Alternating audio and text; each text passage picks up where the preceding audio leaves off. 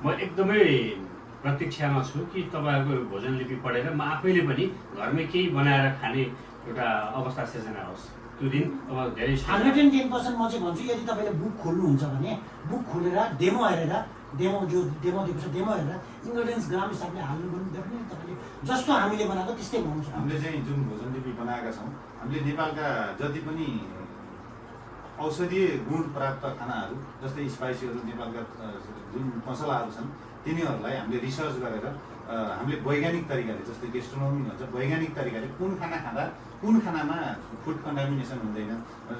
त्यो कारणले हामी त्यसरी रिसर्च गरेर गरिरहेका छौँ। इम्पोर्टेन्ट छ ग्यास्ट्रोनोमी अहिले जुन चल्दैछ ग्यास्ट्रोनोमी हो। उहाँले हामीले बनाइसकेपछि त उहाँले चेक गर्नुहुन्छ एकचोटि यो हो कि होइन, त्यो हामीले प्रुभ गर्न सक्नु पर्यो नि त। यो हो र साइड इफेक्ट नहोस्, यसमा स्टोरेज स्पेस कस्तो हुनुपर्छ, कुन डिग्री सेल्सियसमा राख्नुपर्छ, यसलाई टेम्परेचर के टेम्परेचरमा सर्भ गर्नुपर्छ, यसलाई सर्भ गर्दा के हाल्ने र कसरी यसलाई सर्भ गरेर हाम्रो पाहुनासँग हामीले यो हाम्रो नेपाली खाना